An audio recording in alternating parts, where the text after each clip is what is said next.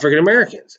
And so an organization that came about was the Ku Klux Klan, with the short for the KKK. Now, unfortunately, that's an organization that's still around today.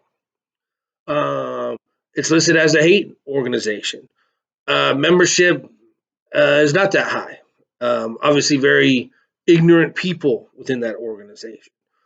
But at the time in the South, it became a major after the war became a major uh, political force. Also, de facto law. They weren't really the law, but they carried out law or thought they were against blacks. Most of it was to terrorize blacks into not voting. Other was, to quote, keep blacks in their place at the time where they thought they should be. So this was a major problem.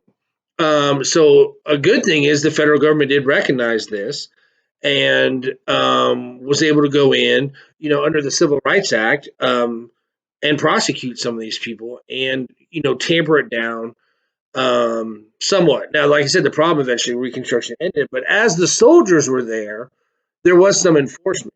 Okay, there was some enforcement.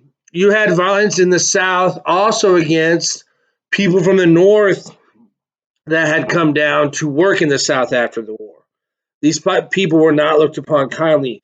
They were called them carpetbaggers. And one of the reasons is they carried a suitcase that looked like it was made out of carpet. And they had some other people, Southern people that worked with the Northern people. They called them scalawags. The people in the South felt these were people that were trying to profit off of the South because of the war. So they did not. There was violence against those people as well. Okay, and I'm not saying they were all trying to make money illegally or unethically, but it was something that the South resented. Okay, there were still many in the South that could not get over the war. Now, many of the South did accept. Yeah, we lost. Okay, we lost. What are we going to do about it? Okay, so, but there definitely were problems. I don't want it to make look like, oh, the war is over. It's Reconstruction. We're all singing together. Woo! We love the USA. No, is that still even there today? No, many times they're not. Now, in this time right we're all going through right now, you do see a little bit more camaraderie with that. All right. Okay. Compromise 1877. The next thing. Notice we got a couple more things and we are done. And that'll get us right under an hour, which is what I was hoping to do. So hopefully I'm not going too fast, not talking too fast, not being too boring. Okay, Miss Sammy's talking about history. Here we go. Let me write some things down. Remember, I do not need a book off of this from you.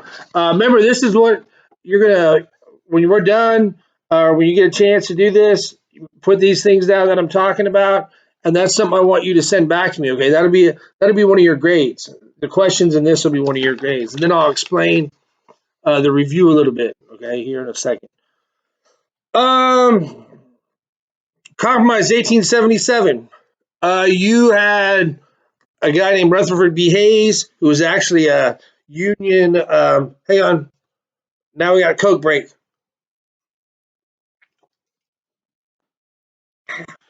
Rutherford B. Hayes ran as a Republican.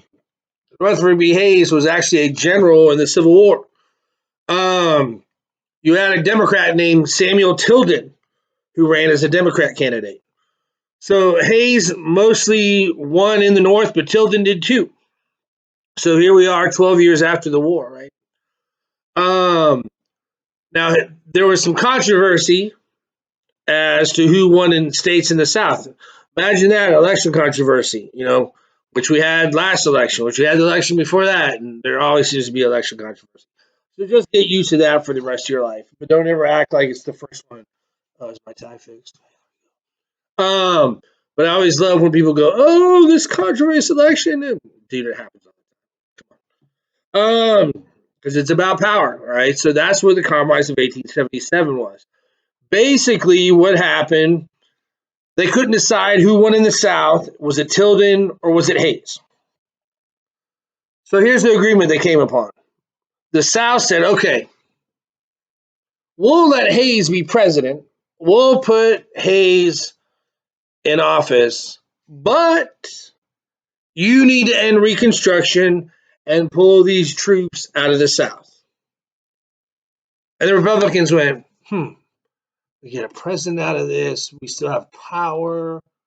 Yeah, Reconstruction's been about 12 years. It's time to end it. Okay, so that's what they did. So that's how Hayes became president, okay, in 1877. All right. And so then the military was moved out of the South. Reconstruction, as we look at it from a history perspective, ended official Reconstruction. Now, is the South still rebuilding, still relearning? Yes, yes, and yes. Okay. But that's officially what we call the end of Reconstruction. Right. So some of the problems with that, as soon as those troops pulled out, what did people do? Oh, sorry. By the way, Compromise of 1877. Just know Hayes was president, pulled troops out of the South. That's what I want you to write for that. Okay. Now we'll go to legal segregation. So some problems in the South. Guess what happened as soon as those troops were pulled out? We're going to put these quote theoretical walls back up between black and white. In the South, they passed what are called Jim Crow laws, which were kind of like the Black Code, specifically to discriminate and not allow blacks to have equal access. Okay. So really, when Reconstruction ended, many African Americans in the South were worse off than when it started, or back to the drawing board. Does that make sense? Uh, they weren't given those same rights because you didn't have anybody there to enforce it. One thing that was nice about the troops in the South is there was physical enforcement of the laws. Well, now your local leaders are in charge. Well, think about some of those Southern local leaders. Were they going to do what the federal government said, or how they felt, or how their constituents felt? Well, obviously, follow that. So you had Jim Crow laws passed in the South, okay, that laid out very strict kind of black and white society rules, unfortunately. So where I put down pushback by the South, what I want you to know, they're pushing back against Reconstruction. They kind of, what a good thing to put down there is the South. I'm about to sneeze. Whew. Told you. Um, that was called a ninja sneeze, by the way. So hopefully I don't have any nose hairs or anything blowing out. Um, whew. Now you don't know what I'm talking about because everybody's hopefully laughing at that. Anyways, pushback by the South. Um, Basically, the South backtracked. That's a good way to describe it. They kind of went backwards again. Okay, they went backwards again. All right. Yeah, and under Jim Crow laws, just know that laws that separated black and white society here. All right. I'm gonna go blow my nose and then I'll be right back. We don't need to record that.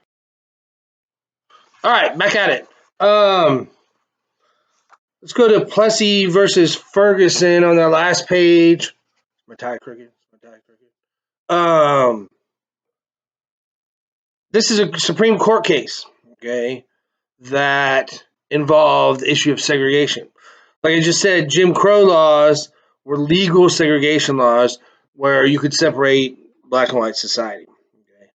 Now, Plessy versus Ferguson, what this was you had a man named Homer Plessy that sat in the white section of a railroad car on the train and then was asked to move.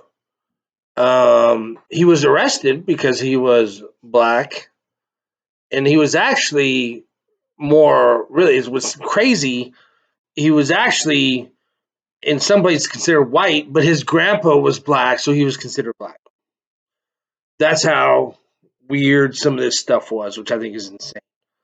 But anyways, we're talking about the 1800s, right? So he took his case to the Supreme Court, basically saying, "Hey, why can't I sit, in this white section of the railroad car?" And this case went all the way to the Supreme Court. And the Supreme Court ruled basically that as long as there was a separate but equal railroad car for blacks, then he didn't get to sit in the white railroad car. So this is where the Supreme Court officially says separate but equal is okay, which, like I said, in this day and age is insane to think about. And what's even crazier, that lasted until 1954, okay, where you had another Supreme Court case called Brown versus the Board of Education, where you had a lawsuit basically saying that this versus the Topeka School District, that black children should be able to go to this school wherever their neighborhood is. It shouldn't matter if it's a black or a white school. Well, why are we taking people from here and moving them over there to go to school? And that was where you still had separate but equal. And then in 1954, finally, they overturned the Plessy versus Ferguson case, okay, and said, no, if it is separate, it cannot be equal. If it is a separate thing, it cannot be equal. So other examples for this were separate colleges for black and white students. You had another Supreme Court case that happened in the 60s. What's his name? James Meredith, who sued the University of Mississippi, wanted to go to law school there. And they said, no, you can't go to law school here. And he said, yeah, I can because there's no black law school. And so they let him in, you know. But then there's also other cases. Get out of the office. Get out of the office. I'm on video. Shut the door, please. There we go. So anyways, you had, sorry, that was another interruption. So to get people out of my space. Yeah. Anyways, so another case would have been, like in many towns, you had a white swimming pool and a black swimming pool. If you've ever seen videos of the 40s, 50s, 60s, you had black restrooms, white restrooms, water fountains. Okay, those are the things that the Supreme Court in 1896 in Plessy versus Ferguson said, that's okay. As long as they have it, then they have it. Well, they're not equal because they're not the same. Like I said, so what I want you to know, Plessy versus Ferguson, the Supreme Court of the United States said basically segregation was legal, separate but equal. Like I said, eventually was overturned where it said no. If it's separate, it can't be equal. All right, last part. Booker T. Washington, W.E.B. Du Bois, and Ida B. Wells. These were three key African American leaders that came about during Reconstruction time, 1860s, 70s, 80s. A lot of their work focused on equal rights, also education, which was a big problem for many African Americans at the time. So Booker T. Washington eventually founded the Tuskegee Institute in Alabama, which basically became a quote all-black college. W.E.B. Du Bois, he was a key person involved in labor negotiations for African Americans, equal opportunities for jobs, um, these types of things. He was kind of involved, all over as well. I was thinking the age for him.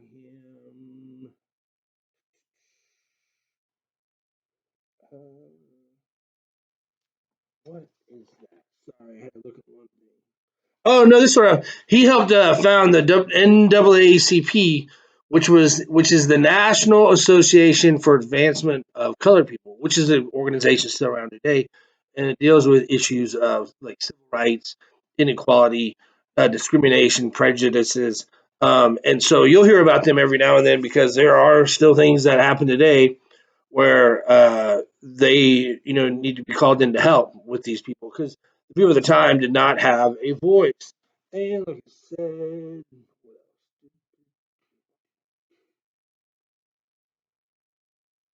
oh yeah, Ida B. Wells. Key things she wanted: free speech for blacks as well. She was a teacher. an author. She was somebody who gave many African Americans in the South a voice through print and through education. Okay? So that wraps up chapter 10. Thanks for listening and watching. Hopefully, you guys are doing all right. Sitting at home. What we'll do, like I said, hopefully, you've been writing some things down with this. Get that to me. You have your questions from the week as well. What else? Oh, try to do on page 270. I think I have down just that 1 through 8. Even if you don't write some down, go through and look at those. So what I'm going to do is I'll have another video up for you tomorrow, just going through those questions. Like I said, I had some technical things this week with this, but it should be all good to go. So next week, my goal would be to have a video Wednesday and Friday or Tuesday and Friday, not back to back Thursday, Friday. But look through those, maybe jot some notes down. Then what I'll do is I'll have another video out, at least going through those 8 questions, kind of paraphrasing that. Like I said, you're not going to turn those into me, but it's just one more thing to help you understand this.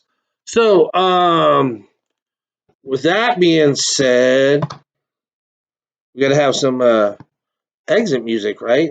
If I get my stupid phone on.